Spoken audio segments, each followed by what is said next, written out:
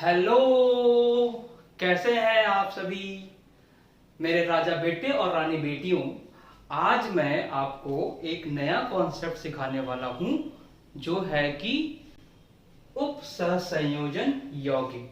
बहुत important chapter है, बहुत ही इंपॉर्टेंट चैप्टर है। इसको आप बोलते हैं कोऑर्डिनेशन कंपाउंड। देखिए बोर्ड में अगर आप देखिए तो इसके 4 अंक डिसाइडेड हैं। तो सोच लीजिए इंपॉर्टेंट चैप्टर है और इसका हर एक पार्ट इंपॉर्टेंट है। अभी जाइएगा नहीं क्योंकि चैप्टर को इसके आगे भी बताना है मुझे कि क्या आपको पढ़ना है। क्लियर? और लास्ट में जाते जाते अगर आपको वीडियो अच्छा लगा होगा और आप इसे पसंद करें तो प्लीज दोनों हाथ से लाइक जरूर करिए। क्लियर है? चलिए स्टार्ट करते हैं। देखिए उपसहसंयोजक यौगिक में आपको पहला पार्ट ये पढ़ना है परिभाषा, इसकी डेफिनेशन। डेफिनेशन में ध्यान आपको देना है कि एक आपका डबल शॉट यानी द्वित्व लवण होता है और एक उपसहसंयोजन यौगिक होता है। हालांकि इसके क्वेश्चन आपसे पूछे नहीं जाएंगे बट आपको आना तो चाहिए ही कि कोऑर्डिनेशन कंपाउंड है क्या, उपसहसंयोजन यौगिक है क्या। क्लियर है? इसके बाद देखिए एक थ्योरी दी गई है इसमें, वर्नर का सिद्धांत यानी कि वर्नर की थ्योरी, वर्नर थ्योरी। इस वर्नर थ्योरी में भी कभी कभी क्वेश्चंस आए हुए हैं, इसलिए थोड़ा सा इंपॉर्टेंट भी है। इसमें सबसे इंपॉर्टेंट चीज जो पूछी गई है कि वर्नर थ्योरी में आपका प्राथमिक वैलेंसी और द्वितीयक संयोजकता, प्राथमिक संयोजकता और द्वितीयक संयोजकता क्या होता है, यानी प्राइमरी वैलेंसी और सेकेंडरी वैलेंसी क्या है, ये भी आपको पता होना चाहिए। ये पूछे जाते हैं आपसे एग्जाम के पॉइंट ऑफ व्यू से। अब दूसरी चीज, जब हम इस चैप्टर में मूव करते हैं तो इस चैप्टर में आपको ये भी ध्यान रखना है कि इस चैप्टर के कुछ महत्वपूर्ण भाग हैं, उससे हमेशा क्वेश्चन आता है। हाँ, हमेशा क्वेश्चन आता है। 2012 में, 2013 में, 2015 में, 16 में, 18 में, हर साल क्वेश्चन आया है इस महत्वपूर्ण भाग से जो मैं बताने वाला हूं। देखिए, अगर मैं किसी उपसहसंयोजन यौगिक को रिप्रेजेंट करूं यानी उसे लिखूं तो मैं उसे इस तरह से लिखता हूं। इस तरह से मतलब क्या हुआ? इस तरह से मतलब ये हुआ कि उसको मैं एक ब्रैकेट में डालता हूं। ये देखिए एक ब्रैकेट है, ब्रैकेट में हम इसे डालते हैं। इस ब्रैकेट के बाहर एक एलिमेंट होगा, वो इधर भी हो सकता है या इधर भी हो सकता है, ये डिपेंड करता है कैसा कंपाउंड है। बट रिप्रेजेंट करते हैं हम ऐसे, मतलब हम उसे लिखेंगे तो उसे एक ब्रैकेट में बंद कर देंगे। ठीक, अब देखिए ब्रैकेट के अंदर जो भी मेटल लगा होगा, जो भी मेटल लगा होगा उसे हम बोलते हैं केंद्रीय तत्व यानी कि केंद्रीय मेटल। ये तो आपसे पूछा जाता है कि केंद्रीय मेटल क्या होता है। क्लियर है ये बात? केंद्रीय मेटल क्या होता है। दूसरी चीज आपसे पूछी जाती है, ये जो केंद्रीय मेटल से जुड़ा हुआ होता है उसे हम बोलते हैं लिगेंड। क्या बोलते हैं? लिगेंड। देखिए लिगेंड, इसको क्या बोलेंगे? जो जुड़ा होगा उसे क्या बोलेंगे? लिगेंड। तो लिगेंड के प्रकार भी पूछा जाता है। मतलब अब जैसे लिगेंड क्या होता है? एक मोनोडेंटेट यानी एक दंती होता है, मतलब एक बॉन्ड बना सकता है, 2 बॉन्ड बना सकता है, ज्यादा से बॉन्ड बना सकता है। तो उसके हिसाब से लिगेंड का डेफिनेशन पूछा जाता है कि मोनोडेंटेट लिगेंड क्या है, बाइडेंटेट क्या है, पॉलीडेंटेट क्या है, ये सारी चीजें भी पूछी जाती है। अब देखिए एक चीज और इंपॉर्टेंट है, ये जो लिगेंड है ना, ये जो जुड़ा हुआ है, ये वाली जो संख्या है, ये जो यहाँ मैंने 6 लिखा, सपोज करिए मैंने यहाँ पे 4 लिख दिया, मैंने यहाँ पे 5 लिख दिया, मैंने कुछ भी लिख दिया, तो ये जो संख्या मैं लिखता हूं उसको बोलते हैं उपसहसंयोजन नंबर। क्या बोलते हैं? उपसहसंयोजन नंबर। तो ये भी पूछा जाता है, ये भी आपका बहुत ही इंपॉर्टेंट पार्ट है। और जो स्फीयर देख रहे हैं ना आप, ये देखिए ये इसको हम बोलते हैं उपसहसंयोजन मंडल। ठीक है, तो ये आपसे डेफिनेशन पूछा जाता है लिगेंड का, और उपसहसंयोजन नंबर क्या है, उपसहसंयोजन मंडल क्या है, और एक होमोलैप्टिसिटी और हेट्रोलैप्टिसिटी का भी कॉन्सेप्ट पूछा जाता है। तो इतनी चीज तो मैंने आपको बता दी। एक बार आप स्क्रीनशॉट ले लीजिए, स्क्रीनशॉट ले लीजिए, सो दैट मैं इसके आगे बताऊं कि क्या चीज आपको पूछी जाती है।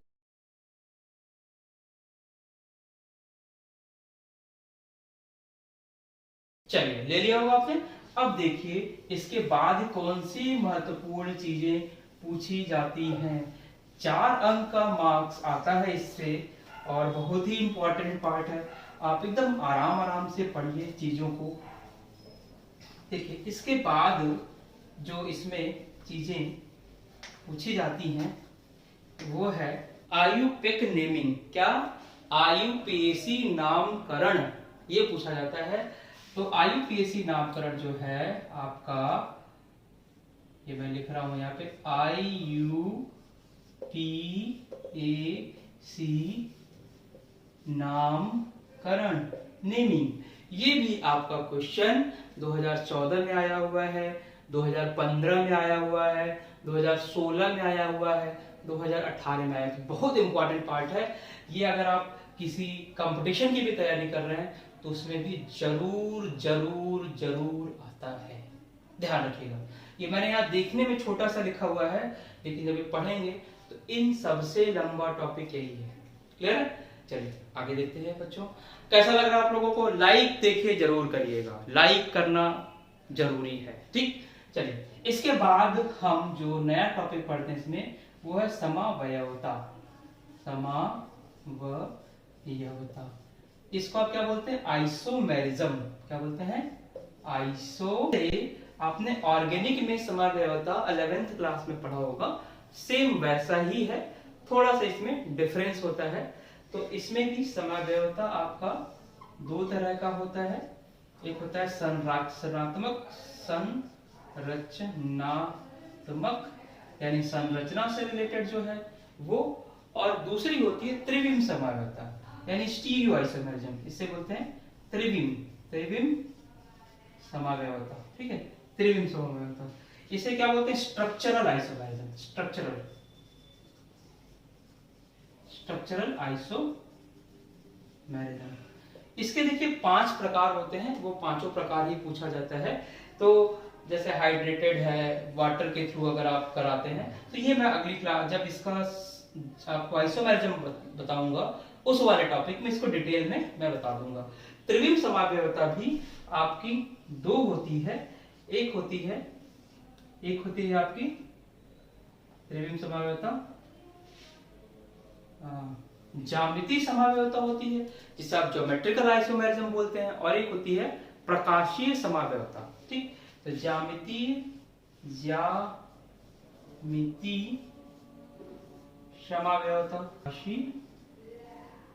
समावयवता, ठीक है। तो ये भी आपको पढ़ना है आइसोमेरिज्म में, इतने पार्ट ये भी आपके आते हैं, श्योर, ठीक।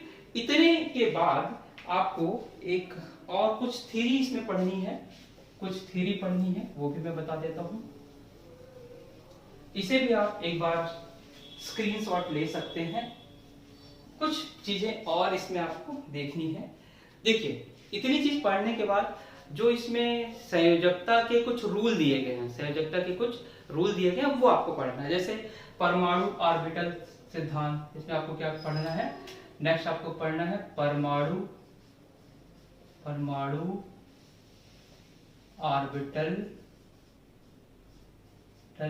सिद्धांत, ठीक है, एक ये पढ़ना है आपको।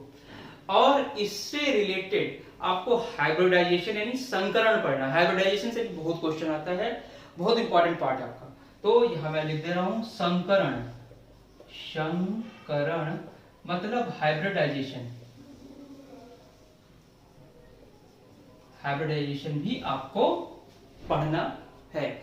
इसके बाद देखिए और इंपॉर्टेंट एंट्री होती है यहाँ पे, बहुत इंपॉर्टेंट होती है, आपको पता है क्रिस्टल फील्ड थ्योरी बोलते हैं उसे, क्रिस्टल क्षेत्र सिद्धांत भी बोलते हैं हिंदी में।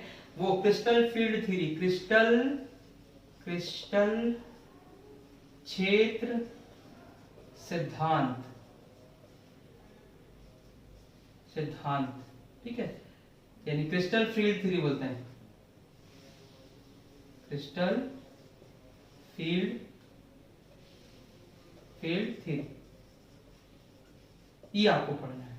और इसी में आपको पढ़ना है crystal field splitting energy, crystal field splitting energy, crystal क्षेत्र स्थायीकरण ऊर्जा, क्रिस्टल फील्ड स्थायीकरण ऊर्जा, ये भी पढ़ना है। फिर आपको एक छोटा सा टॉपिक पढ़ना है मेटल कार्बोनिल, यानी कि धातु के कार्बोनिल। धातु के कार्बोनिल, इसको मैं डायरेक्ट इंग्लिश में लिख देता हूं, मेटल कार्बोनिल पढ़ना है आपको। और मेटल कार्बोनिल के बाद इस यानी उप सहसंयोजन यौगिक की यूज, उसके एप्लीकेशन पार्ट, उसका महत्व, ये भी आपको पढ़ना है। मतलब इसके बाद क्या पढ़ना है, उपयोग और महत्व किसके, उप सहसंयोजन यौगिक के। तो क्लियर है, इतनी चीज आपको इस चैप्टर में पढ़ना है। क्लियर है बच्चों, मेरे राजा बेटे, रानी बेटियों, क्लियर है ये चीजें? फिर से मैं एक बार आपको रिवाइज करा दे रहा हूं कि इसमें आपको क्या क्या पढ़ना है। देखिए, उप सहसंयोजन यौगिक में, जिसको कोऑर्डिनेशन कंपाउंड बोलते हैं, 4 अंक निर्धारित है। सबसे पहले आपको परिभाषा पढ़ना है। परिभाषा में द्विक लवण और उप सहसंयोजन यौगिक क्या होता है, ये जानना जरूरी है। फिर उसके बाद बर्नर थ्योरी जानना जरूरी है। बर्नर थ्योरी में प्राथमिक वैलेंसी और सेकेंडरी वैलेंसी, मतलब प्राथमिक संयोजकता और द्वितीयक संयोजकता जानना जरूरी है। फिर कुछ इंपॉर्टेंट टर्म आपको जानना जरूरी है, जिसमें केंद्रीय तत्व क्या होता है, लाइगेंड क्या होता है, और ऑक्सीकरण नंबर क्या होता है, ठीक है, समावयवन नंबर क्या होता है, ये होमोलैप्टिसिटी, हेटेरोलैप्टिसिटी जानना है। और उसके बाद आपको IUPAC नेमिंग जाननी है। ये बहुत बार आया हुआ है, मैंने यहाँ किस ईयर में आया ये तो नहीं लिखा, बट आपको बता दिया 2014, 2015, 16, 18 में आया हुआ है। फिर इसमें समावयवता पढ़ना है, आइसोमेरिज्म, संरचनात्मक समावयवता और त्रिविम समावयवता। त्रिविम समावयवता के 2 पार्ट, ज्यामितीय समावयवता और प्रकाशिक समावयवता, ये पढ़ना है।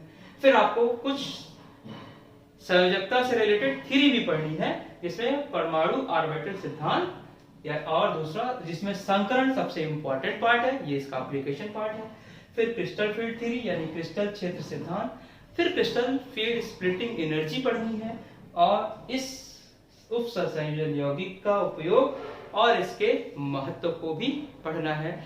ये परिचय का जो मैंने वीडियो बनाया है, ये एक चैप्टर में क्या क्या पढ़ना है ये आपको पता चल जाएगा इससे। इसके बाद की वीडियो को जरूर देखिएगा, जिसमें मैं अलग अलग पार्ट को, लाइगेंड के बारे में, इसके बारे में सब कुछ बताऊंगा। और अगर आपको ये अच्छा लगा हो, अपने दोस्तों को भी बताइए, ठीक, और इसे लाइक जरूर करिए। देखिए यहाँ पे मैंने इसके कैप चेंज कर दिए हैं, तो लाइक जरूर करिए। Okay, thank you.